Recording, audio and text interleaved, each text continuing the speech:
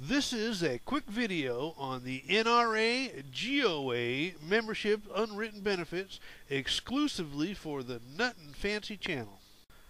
Now, I don't work for the GOA or the NRA. I'm not affiliated with them in any way, shape, or form. I don't get any financial kickbacks from either. I'm simply a regular guy who is passionate about his Second Amendment. I would like to share with you some of my experiences after joining the NRA. It all happened a few years ago. One weekend I was sitting in front of the TV with a pencil and paper making a list of things that I had to do that weekend. A mainstream news story about a shooting caught my attention. But what really amazed me the most is how this mainstream news used the definition of propaganda in every way possible against guns, people who own guns, and everything to do with guns. Now, this biased news story irritated me a little bit, and I'd been irritated before by other gun stories that were just as biased. So I put down on my list of things to do, join the NRA. I intentionally wrote it on my to-do list because I've been wanting to join the NRA for years, and I just never got around to it. I never looked to see how inexpensive it was, and always kind of thought it would be cool, but never actually did it. Also, in the back of my mind, I remember talking to a couple people and hearing some rumors about the NRA being a little shady, not quite what they used to be, pulling some funny deals. I didn't really know what to believe until I actually did some research on it. Well, I did all my chores that weekend. Well, all but one. I didn't join the NRA. You know, it seems my whole life I've always had enough money to pay bills and do what I want, but I never had any extra money, it seemed, because on my extra money I always had allocations. So 2 weeks goes by, and I happen to be paying bills. I'm sitting there on my desk, and I'm going through all my crappy papers in a stack, and there it is, my old 2-week-old to-do list with everything crossed off except join the NRA. And I think, okay, this is it. I'm going to get on the NRA site and see what's up. So I get on the NRA membership and almost immediately find out that the regular guy membership was only $35 for a whole year. $35, that's it? I wrote the check, I sent it out. With the rest of my bills, I was done. I haven't even reconciled my checkbook. I was upset about some of these media bias crap. I was an NRA member, and I knew it was going to a good cause. Now, I didn't even research the shady rumors that I had heard about the NRA, but the reason I did, and I figured I could do it later, and I knew that even if they were true, it was more important for me to have some way, some avenue of putting my little bit of money into the hands of the congressman lizards in the name of the Second Amendment, knowing full well that they're all bought and paid for, and those cockroaches will only do anything if there's money in their pockets. So this is my one avenue where I could actually make a difference. So I mail all this off, and not too long after, I get a letter back from the NRA. It's got an official NRA card, a little thank you letter, a verification letter, a little NRA sticker, and a subscription to American Rifleman. Now, I'm just a little bit thrilled because I'm not used to getting goodies back from paying bills. I pay water bills and garbage bills and mortgage payments and house payments and crap payments, and I don't get any good stuff back from it whatsoever, but I got some cool stuff back for only $35 and a magazine. So now I'm sitting here looking at this NRA card with my name on it and my membership number on it and some very important information to fill out on the back, and I'm thinking, I almost feel like I did when I first got my driver's license, or when I first got my first checking account open, or when I first got my first job, or something along the lines of growing up, because I've never been a member of the NRA before, and I feel like I'm growing up because never in my life have I offered to donate my own hard-earned money to a group, a nonprofit group. It was a very interesting feeling, but it felt good. If you've never donated your own hard-earned money to a cause that you had your heart and soul behind, you'll never know the feeling that you get from it.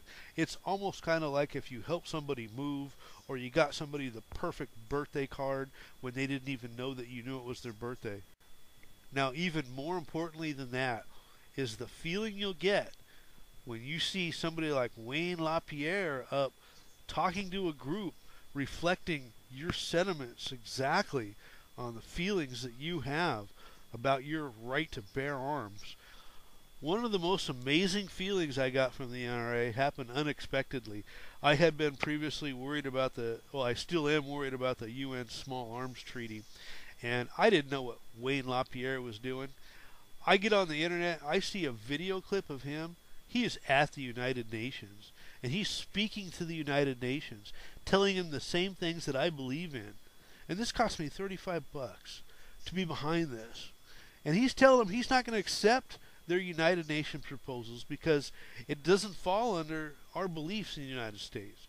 And it was an unbelievable feeling. I just felt like I was part of the NRA, and it felt really good.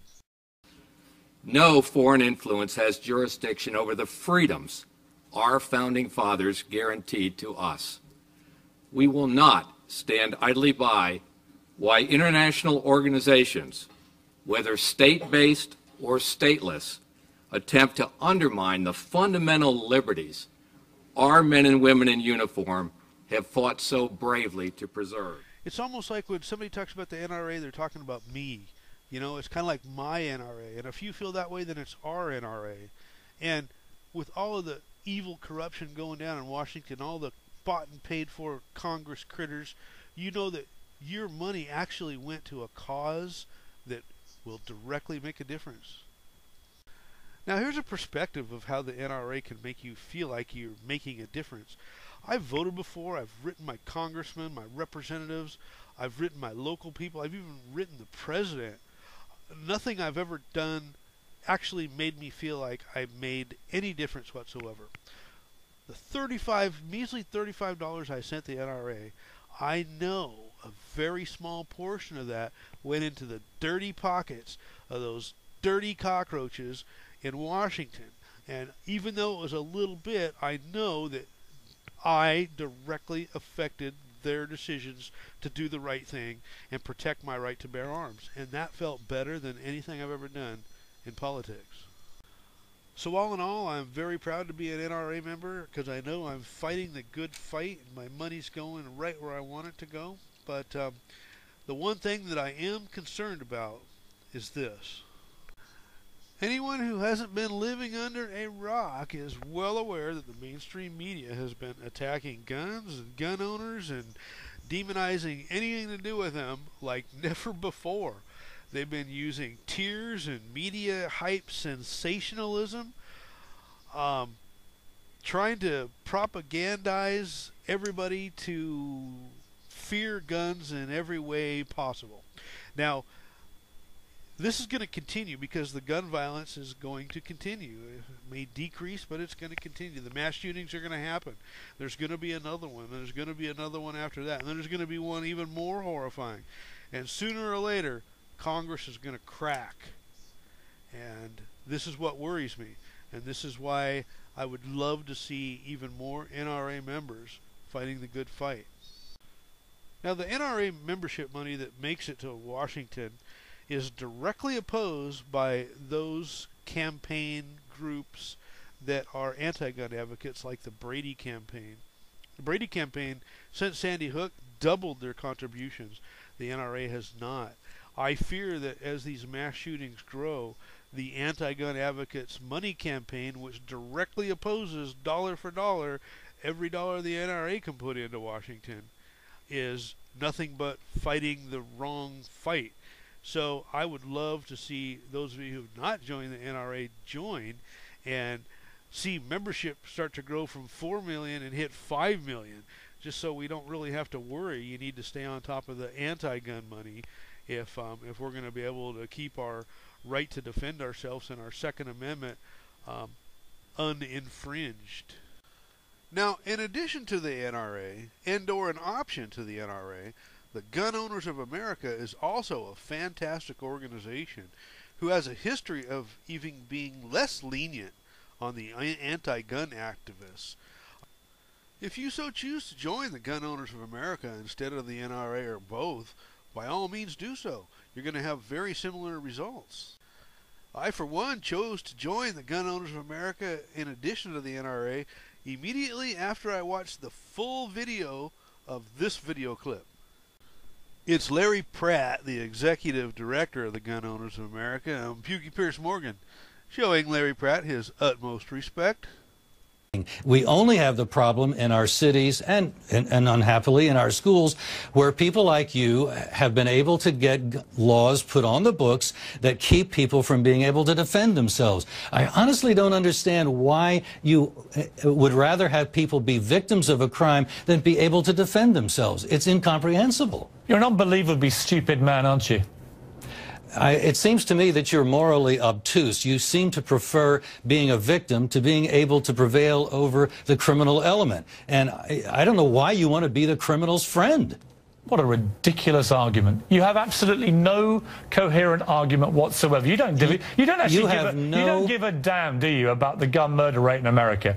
You don't actually care. All you care about It seems to me that facts don't bother you, do they, Mr. Morgan? You would like to see... Facts don't seem to... They bounce right off of your head. Let's deal with some facts. You're speaking oblivious. I'll stop being so facetious. I just want you to answer this one question. Post what happened at Sandy Hook, your answer to this problem of repeated use of this weapon with these high-capacity magazines is to continue letting Americans buy them with impunity and to not concern yourself with these mass shootings. Is that right?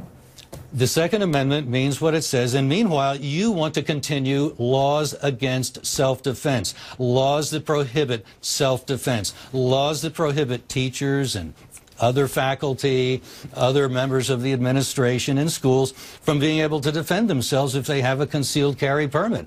The laws prohibit them right now. We have been lobbying against those laws since they were put on. We will continue to do so, pointing out that that is where the problem is. And for you to support them means that you're really blind to the role that that plays in enabling murderers to operate with impunity. Yeah, I know why sales of these weapons have been soaring in the last few days. It's down to idiots like you. Mr. Pratt, thank you for joining me. Thank you for your high-level argument, Mr. Morgan. You know what? Really you wouldn't very good. understand the meaning of the phrase high-level argument. You are a dangerous man espousing dangerous nonsense, and disarmament is dangerous. Ask Neville Chamberlain, your role model. Yeah, sure. I know all about role models, and you're not one of them. So in closing, keep this in mind. When they finally one day do ram some bullshit, unconstitutional, anti-gun ban law down Congress's throat, and years later you're sitting with your great-grandson telling him about what you used to be able to do with guns in the once free country, it will be a lot easier to do knowing deep in your heart that you did what you could do.